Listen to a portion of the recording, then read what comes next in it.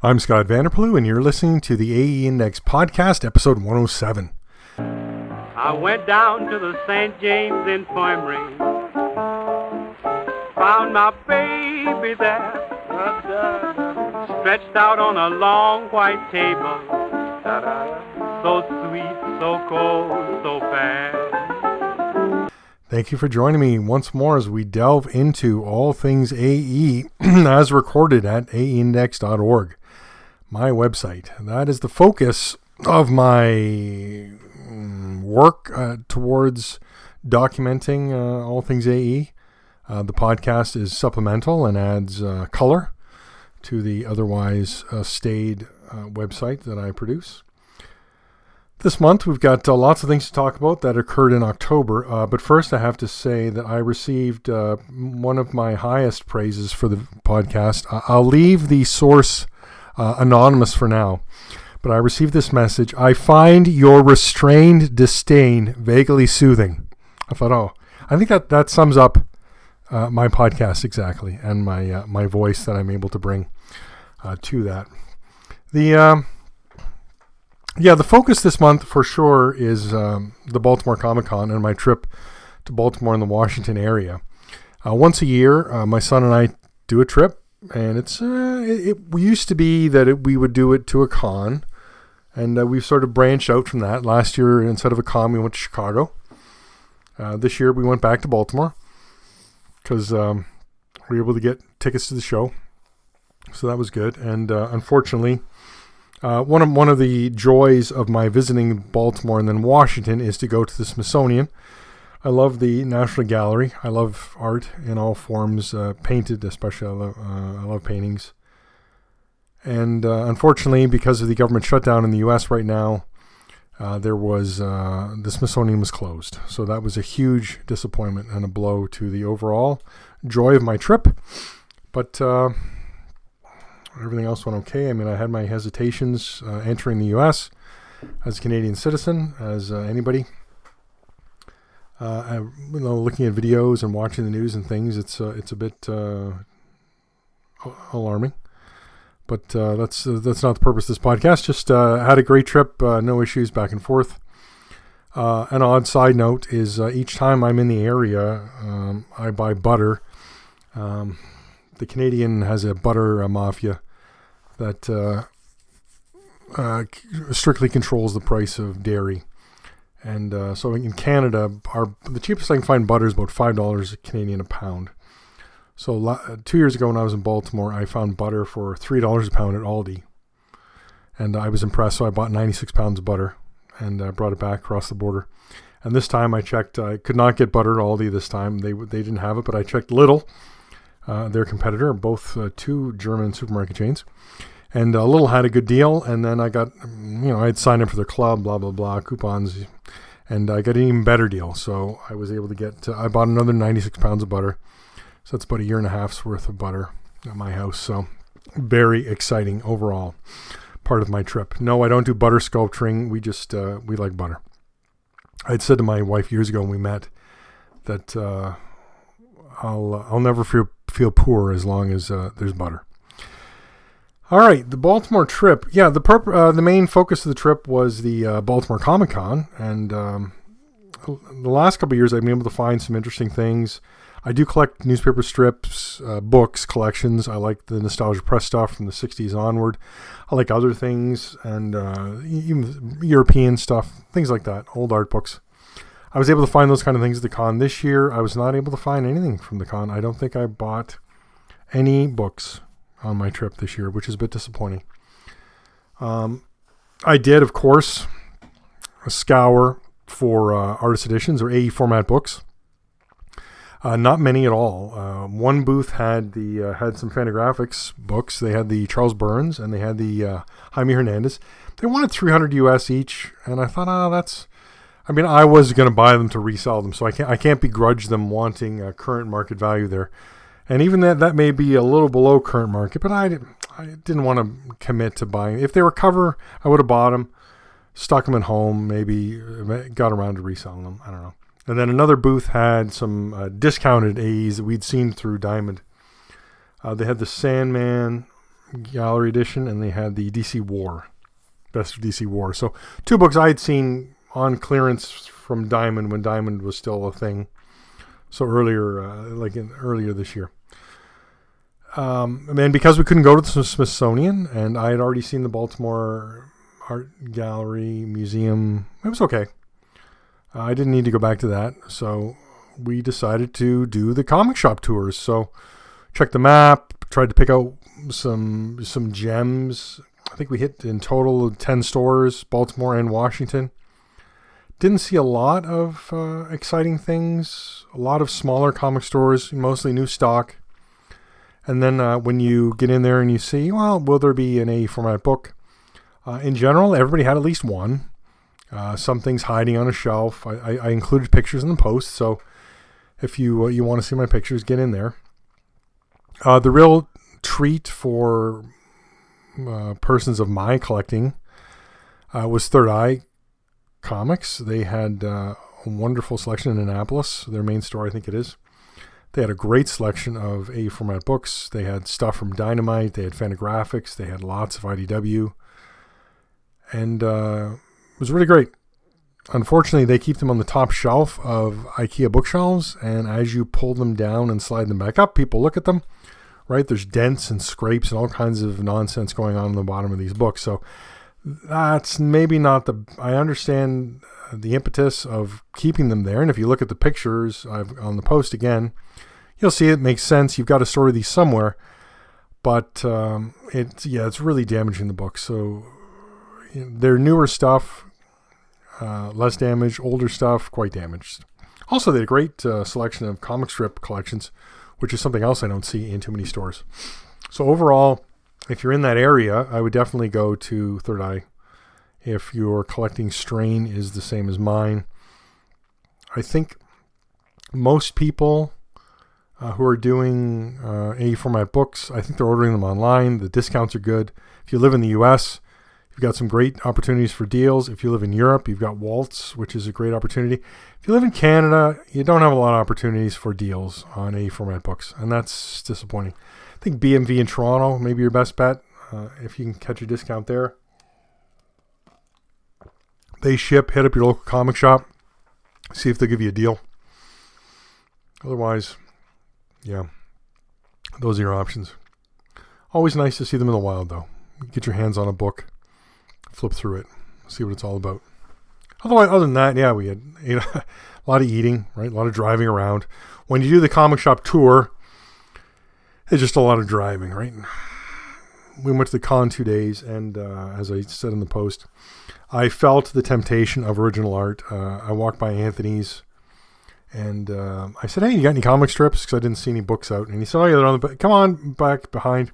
They had them all laid out on a table, and there was just a ton of Frank Robbins, Johnny Hazards from the 70s, though. Some 60s, some 70s mostly, and some other things. And I picked up 3 pieces of art, and then right as I'm looking through, thinking, "I'll get this," he drops an Al Williamson X9 Secret Agent Corrigan daily on there, and I'm a sucker for shadows. I love the deep inks. I love the shadows. So he dropped that page there, and there went my budget. I picked up that. I picked up a John Cullen Murphy Big Ben Bolt. Unfortunately, I didn't realize when I bought it. I mean, it was gorgeous. 3 panels. I really enjoyed it. But when I got home and looked it up, I realized that's the bottom third of a Sunday, so that was disappointing. And then I got another Frank Robbins Johnny Hazard, and it's a good piece, but I probably shouldn't have bought it because I already have a Johnny Hazard daily that I really enjoy. He's doing a great karate chop. It's just classic 70s Robbins, just gorgeous. So I probably shouldn't have bought that. That's okay. Also, I bring a stack of books with me and to a con, and I think while I've got a ticket, I'm going to the show. I should see what artist editions I have. Is there anybody there? Maybe I can get something signed. In previous times, I've had great experiences. I had Mark Schultz draw a beautiful piece in the front of my Xenozoic Tales. Didn't charge anything for that. I got signatures from people, and I got some remarks, $5. But now I went to the show, and There were a couple people still giving one free signature. Walt Simonson, always a gentleman, always very kind. Just talks to the crowd, does a great job. He was giving one free signature and then $10 for every signature after that. Other people, it was just... Charles Vass was just asking for donations for the Hero Initiative. Who else? Kevin Nolan was asking for donations to the Hero Initiative. Just some things, but and then... So I brought my Stan Sakai, The Artist and Other Stories Gallery Edition. I mean, it's one of my most expensive Artist Edition format books. And I thought, I'll get him to sign it. Maybe I'll get a piece of art done inside. So he was charging $150 for a bust. I thought, $150 is not bad. He wanted $20 for a signature, so I got the bust. It was pretty quick. When I compared it to the free busts I got from him maybe 5 years ago in Toronto, it looks the same. So I would have liked maybe a little more detail for $150. I don't know. Maybe I'm just asking too much. But it made me realize, I'm not getting the joy out of hauling these books around to get signed that maybe I could. They're big books. They're heavy. Carrying them around is kind of annoying. And then being disappointed with something after you pay and you wait, that's always... that's actually why I stopped getting commissions at shows, and I would just buy a piece from the artist that he had done already. I have a really great piece from Stan Sakai that I got in Montreal maybe 15 years ago. I'm really happy with it. He had a book. I opened the book. I flipped through. I thought, here's a gorgeous piece. I like this one. I'll buy this one. So it was, the show was wonderful. I was really happy to go.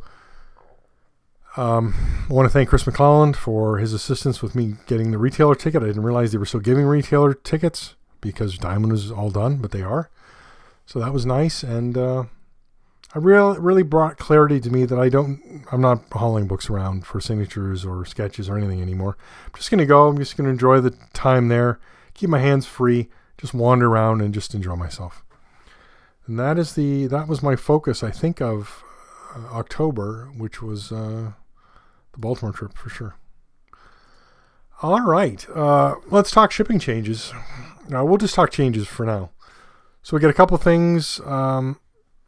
Jim Amparo's DC Classics Artist Edition. Right now it's November 12th.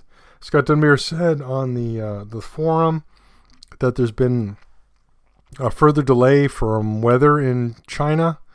So there's going to be a couple weeks delay. I don't know what that means. I have not seen the release date updated on Lunar or Simon & Schuster. So we'll have to wait and see. Maybe that means the end of November. I'm really, really hoping that this does not get pushed into 2026. Scott's announced so many wonderful things for Act 4 Publishing. And, it feels like it's been forever that we've been hearing about these things, but no books yet. And I'm really anxious for him to start getting these books out there, and we can just start really enjoying what he has on offer here. Judge Dredd by Carlos Esquerra, Apex Edition, still on for December 17th. I think that's a slight push. Spawn Vault Edition, Volume 3 is January 7th, and then Youngblood Vault Edition is February 11th. Now, these dates may sound a little odd because Image announced that comic shops will get books, collections, any book that's not a periodical comic, up to a month earlier than the book market. So if you get your book, say, from Amazon as an example, then your local comic shop or anybody who orders from Lunar will get it like 3-4 weeks before Amazon will. So as an example, In-Stock Trades, Cheap Graphic Novels, Walt's Comic Shop, all those big online retailers we're familiar with, they will get the book. If they get it from Lunar, they'll get it before Amazon will, or anybody that's using Simon & Schuster instead of Lunar. So that changes there. All right. I'm just flipping through my my post there from Baltimore to see if I missed anything. I don't think so. That was about it. All right. I finally got around to doing my out of print sales, and normally I would do this a little later in the post, but I thought, in the podcast here, but we'll do this now. I had I was doing it monthly for years, and then I thought I'm going to push it off, and I'm just going to do it quarterly. So I did it in October, and that was covering July, August, September. the third quarter of 2025. So the post is appropriately titled AE Format Out of Print Sales Q3 2025. All right, now that I'm looking at 3 months of data instead of a month, we see some more, the numbers of sales are up. And I think, well, I'm not sure if we're getting more consistent pricing, but we can see. Let's pick out some standouts. Alien: The Illustrated Story, the original art edition, 3 sold, averaging 191.66. That's that book came out in 2012, and we have not seen an English reprint of that. We've definitely seen the Hungarian version. I still got I don't know. I received a copy from the publisher. I was so thankful for that. Thanks, David Jacoy. A friend of the site does the polls, and I want to apologize. David has sent me polls, and just the September and October just completely flew by, and I forgot to post polls. And I need to get back to that. He's got the poll for me. Apologies. It's not David, it's me. All right. Batman Dark Knight Returns Gallery Edition, 7 sold, averaging 111.71. They're still, well below cover. That's crazy. 1 Bernie Wrightson Artifact Edition, first print, $250. 4 second prints, averaging $301.25. Best of EC, Volume 1, 3 sold for $172.83 average. Best of EC, Volume 2, 2 sold, averaging $281. So apparently, Volume 2, the demand is still outstripping Volume 1. I think I like Volume 1 better. 1 copy of Bill Sienkiewicz's Mutants, Midnights, and Assassins, $314. 4 copies of Chris Somney's Daredevil Artist Edition. Now, this is a book sort of I had left off this list for years because I thought, it came out in 2017. That is 8 years ago. He's had now the Black Widow. I didn't realize that this book is averaging 405.63. Crazy. I did not realize. Oh, excuse me. I did not realize this back issue demand here for the. I'm crazy. Conan Red Nails, 1 copy, $225. Again, I'm looking for standouts here. But, all right. Black Hole by Charles Burns. 2 copies, averaging $255. Hal Foster's Prince Valiant, 1 copy, $315. Jaime Hernandez, 1 copy, $475. Ooh, maybe I should have bought that one for $300. Oh, well. What else we got here? You know what I have yet to see a sale of on eBay? Frank Thorne's Gita and Erotic Treasury. Either volume. Crazy. 2 copies, Frank Miller's Sin City, The Hard Goodbye, $159 average. Gene Colan's Tomb of Dracula, 1 copy sold, $500. Wow. That is a lot of money. There's a book that desperately needs a reprint. I'm still scanning here. John Byrne's Fantastic Four, 4 copies, averaging $208.97. 1 copy of Judge Dredd by Brian Boland, $374.99. I guess that's coming down a little bit. I've still got Lone Wolf and Cub Gallery Edition on here, the first print. It's a bit harder to identify. I have to try and identify by the cover price, which was $99 at the time, because the reprint is $125. Mark Schultz's Xenozoic Tales, 1 copy sold for $330. 4 copies of Mad Artist Edition sold for an average of $223.12. 5 copies of Mike Mignola's Hellboy in Hell and Other Stories, Artist Edition, first printing, averaging $202.23. 2 copies of the second print, averaging $262.50. I don't get that. I guess it's about the cover. I don't know. 1 copy of Star Wars Dark Times Gallery Edition for $80. That's actually a bump for that book. 2 copies of Walter Simonson's Manhunter for $152.50 average. 1 copy of Will Eisner's The Spirit Artist Edition Volume 2, $99.99. 2 copies of Volume 1, averaging $165. Kitchen Sinks, Will Eisner's A Contract with God Curators Collection, 1 copy, $177.50. It's a little bit down. When I go through my list of records, because again, we got the record-breaking prices that I'm still maintaining. We got RoboCop versus the Terminator Gallery Edition. We got $400. So there's a, wow. There's a surprise, right? Big money. A very early Gallery Edition from Dark Horse. All right, that's out of print sales. And you know what we had a lot of this month? That is solicitations. It's crazy how many solicitations we have. All right, we better start getting into those because there's a lot of them. All right, so we got Penguin Random House, October 2025, and we have ElfQuest Hidden Years. Oh, Scott, come on now. There we go. Hidden Years Gallery Edition. A color art collection of his exquisitely illustrated standalone short stories from the world of ElfQuest. Dark Horse Comics and Wendy and Richard Pinney invite ElfQuest fans and those curious to learn more about this fantasy classic to experience ElfQuest Hidden Years Gallery Edition, collecting the first 5 issues of the ElfQuest Hidden Years series in a stunning, oversized volume that displays the original artwork in vibrant detail. A rare full-color Gallery Edition hardcover. Wendy Pinney created these iconic pages in vibrant watercolor with each brushstroke, line, and tint now presented in a unique Gallery Edition hardcover to present the full effect of her original art pages, which are now permanently housed at Columbia University's rare book and manuscript library for preservation and study.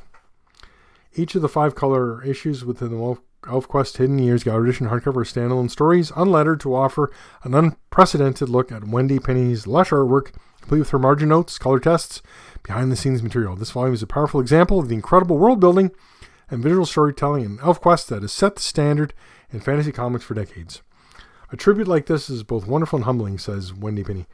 I remember setting down every brush stroke in Hidden Years, but I know in looking through this spectacular volume, I will feel like I'm seeing it for the first time. This is 12 1/4 inches by 17 inches, 176 pages. It's a hardcover. It's being released July 14th, 2026 for $149.99 USD. Wow.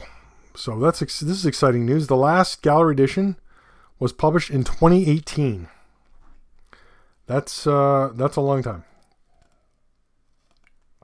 7 years, and then we've got, hey, let's just throw it another one.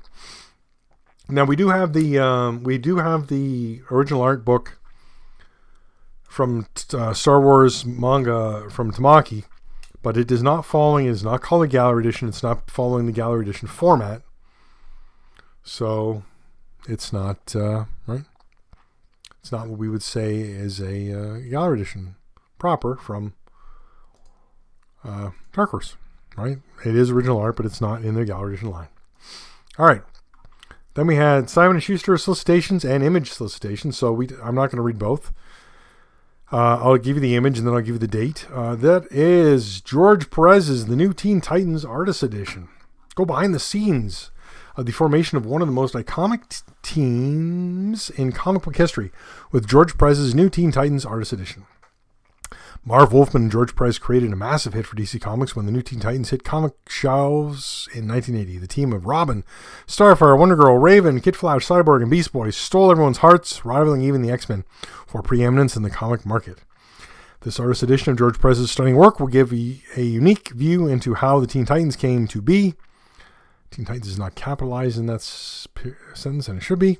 Featuring a large selection of the artist's original art, including beautiful covers and a curated selection of pages from issues 1 to 40 and more of the New Teen Titans. Plus, a heartfelt introduction by Perez's longtime collaborator and New Teen Titans co-creator Marv Wolfman. Although appearing to be in black and white, all the art is scanned in color, enabling the reader to see the work as close to the original as possible. Ink gradients, blue pencil, and all the unique nuances that make original art so special are all clearly visible and printed at the same size as drawn.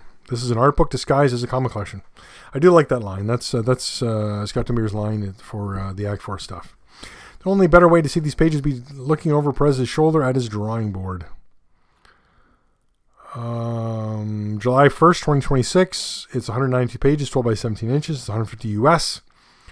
As you heard in the description, there's not going to be any full issues. It's just going to be pages from 1 to 40. So, a little bit disappointing. I'd love to get one full issue at least, anything. So, if you get it from Lunar, if you get it from a comic shop or an online comic shop, you get it July 1st. If you get it from a bookstore or a book reseller, you'll get it July 28th. So there's that time frame, right? 4 weeks. That's a big difference. Gappity gap for sure. All right. What else we got here? We got 2000 AD, October 2025 solicitations. We've got Charlie's War by Joe Colquhoun, Apex Edition. One of the defining masterpieces of British comics, Pat Mills and Joel Colquhoun's deeply affecting and political serial from the pages of Battle Picture Weekly follows working class 16-year-old Charlie Byrne as he eagerly signs up to fight in 1916, but then experiences the hellish world of industrialized warfare and a bitter fight for survival. The Charlie's War Apex edition will present a carefully curated selection of the finest pages from Colquhoun's masterful, painstakingly detailed, harrowingly vibrant, and unflinchingly honest portrayal of the tragedy of the Western Front at their original size for the first time. Collecting pages from the first few years of Charlie's War and containing as many complete episodes as possible. I like that statement. Readers will be able to fully immerse themselves in this artistic masterwork with this oversized hardcover collection. This is going to be 14 5/8 by 19 inches. Due for release on April 29, 2026. This new 144-page Apex edition will come in standard and slipcase editions.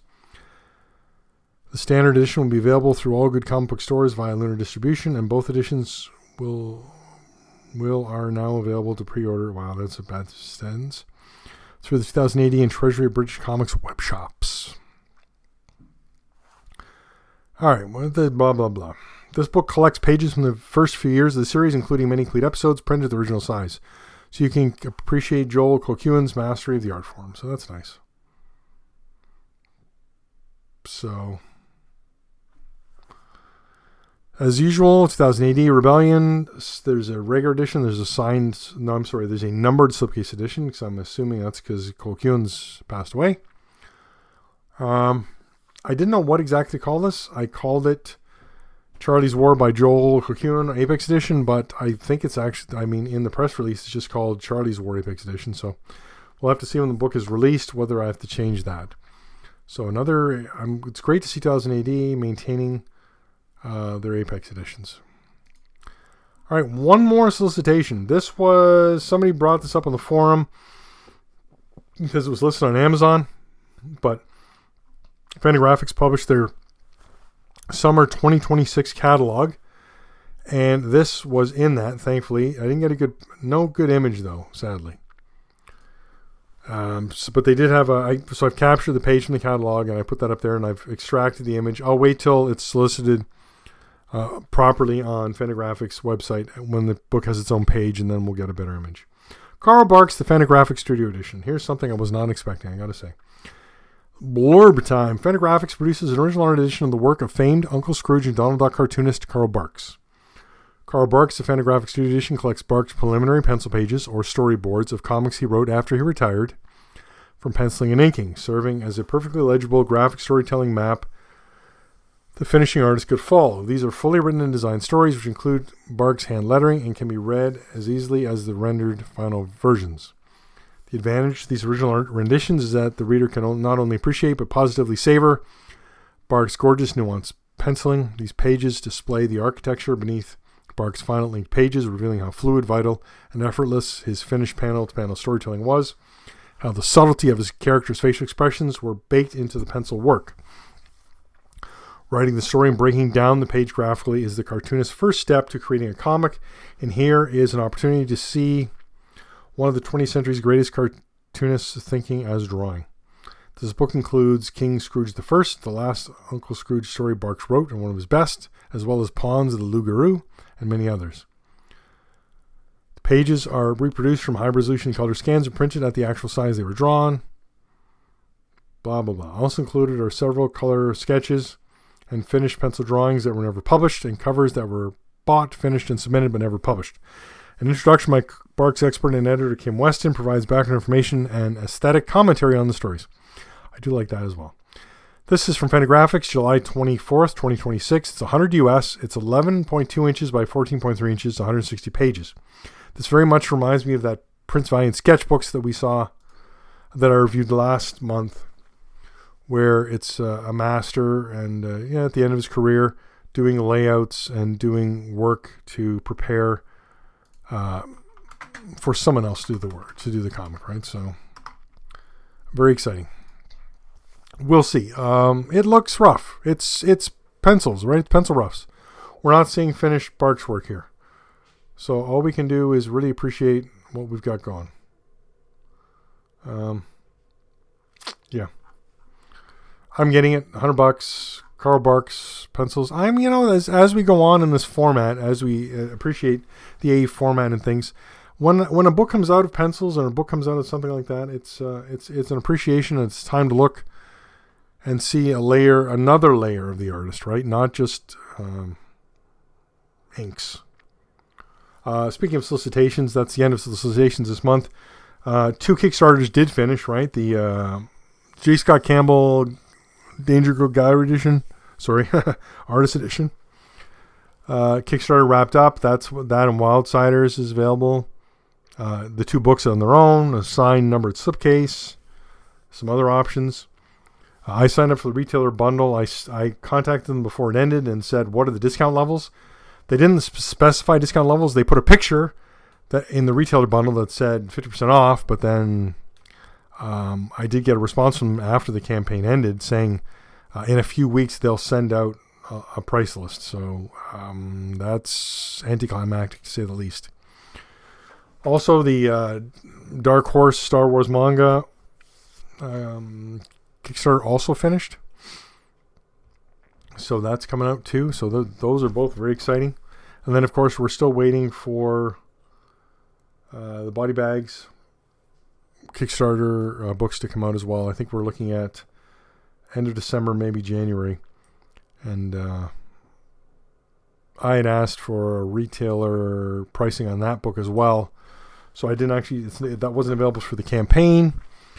So I actually ended up dealing directly with them on that because they weren't shipping to Europe, and I had a bunch of requests from people who said, "Oh, can you get it for me and then ship to Europe?" So I think I got 8 people waiting for me to get those books and ship them to them in Europe. So we'll see how that goes. If I can get more, I don't know. Maybe I'll put some up on the website as well. I did see Scott Dunbar posted the white cover, if you notice that in his posts. And that is the retail cover of the book that will be eventually available for sale, I think sometime in 2026. So the Kickstarter has a black cover and the retail version has a white cover. All right, that's we're up to the reviews this month. So before I get into there, I should say thank you for listening to this podcast and thank you for your support. If you'd like to support, there's 3 ways to do that. Click on my eBay or Amazon links on my website or the Wolt's Comic Shop link, and I get an affiliate commission, or my advertising. I get paid advertising. So those are great ways. Buy a book from my store. I've dropped the prices on everything in the store, so please have a look. Buy a book. I would greatly appreciate it. Third way, become a Patreon patron or a PayPal patron. So sign up, $1, €1, whatever you want to offer, or it can be more than that. Greatly appreciated. And then where does the money go? You may ask yourself, where does the money go? It goes to buying more books. And also it funded my Baltimore purchases. So that was exciting as well. All right, let's get to the reviews. Only 2 reviews this month. I had the Baltimore trip, had some other things going on. I was not able to maintain the very busy schedule of 1 review every Saturday.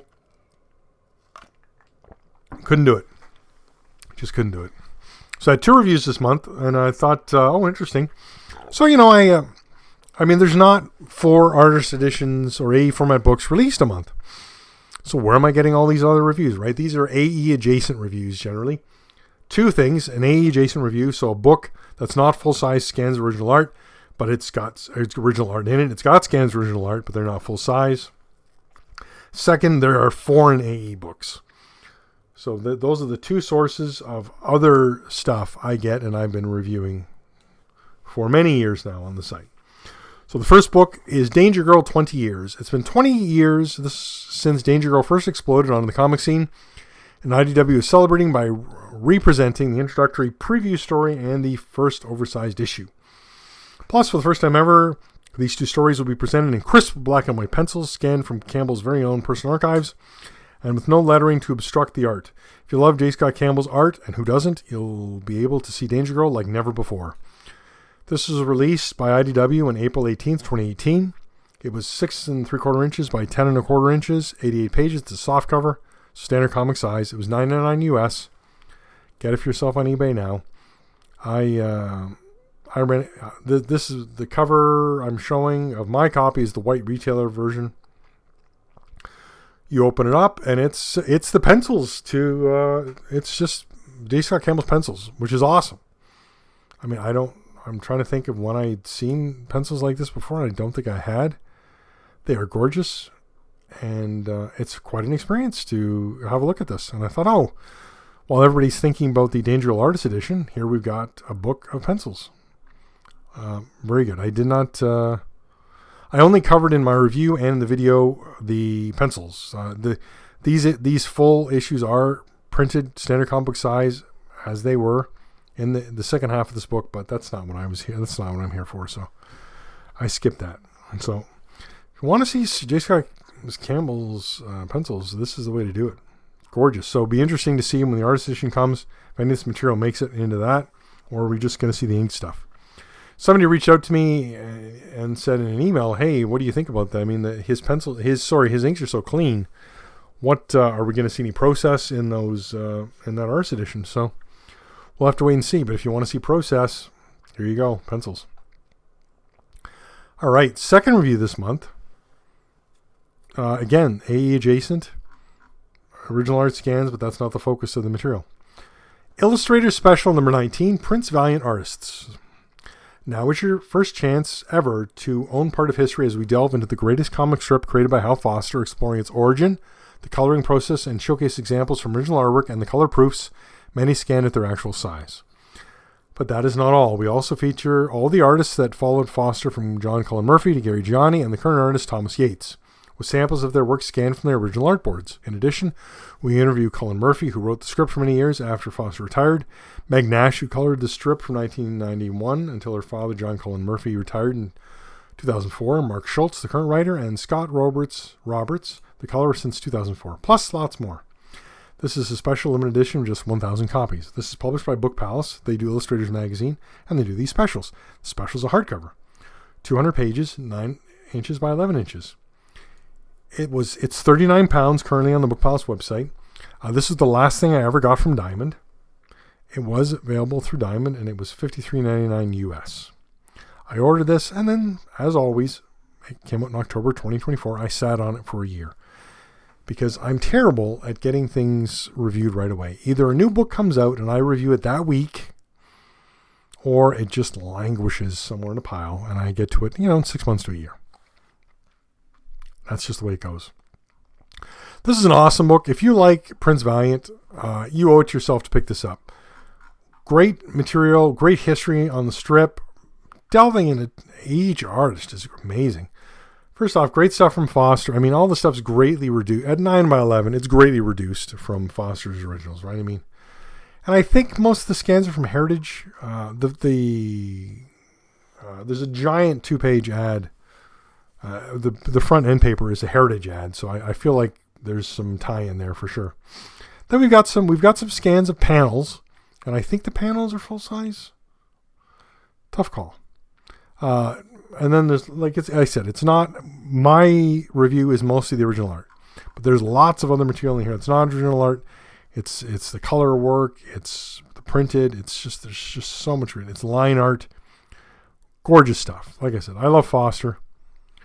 Most of the art really presents well. Some of it's a bit soft. And again, I think it's from the source material.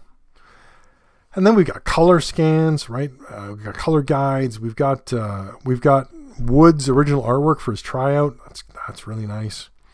Then we got John Cullen Murphy originals. Those are gorgeous. We've got some layout pages from Foster, which we saw in that Foster sketchbook. So that's nice to see in here. Then we talk about the coloring, and then a ton of original art from Gary Gianni. I love Gary Gianni. I loved his period on this. Loved his stuff on Prince Valiant. Those are gorgeous to see. And then Thomas Yates, who I have not really followed that closely. Great stuff here. Again, just an overall gorgeous book. And you know what else was great about this? I published this review. It came out a year ago, and the publisher reposted my review and added some nice words. Isn't that nice? I'm telling you, I don't know how to get publishers' attention to on my reviews. I put them on Facebook. I put them on X, I put them on Blue Sky, I put them on Threads, and then I include a lot of times I'll include the publisher, like so as an example, that Prince Valiant sketchbook, right, at Fantagraphics, I did that over and over again on everything. I got no repost from Fantagraphics, I got no mention from Fantagraphics.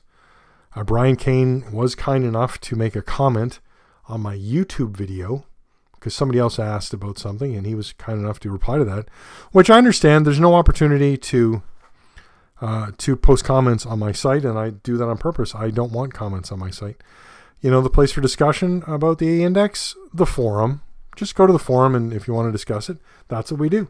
Click on the forum link I have there, and then we can discuss these books. We can discuss my reviews. We can discuss anything. Gotta say, there's not a lot of discussions on my review on the forum either, which is okay. People can just, I'm pretty straightforward. You just go, you read it. Those are my thoughts. I don't have a lot more to say about it. And if I do, I make it up and do it on this podcast. All right, 2 reviews this month. Sad, I know. Apologies. Hopefully next month we'll be back to 4 reviews. It is Saturday, November 1st, so I got a review up today. I'll give you a little preview. It's Les Tuniques Bleues, Dupuis Artiste Edition. Another book I got this in May, and I sat on it until November. What is wrong with me? I don't know. All right, thanks for listening. We'll talk again next month. Let her go, God bless her. Wherever she may be, she can search this wide world over. She'll never find a sweet man like me.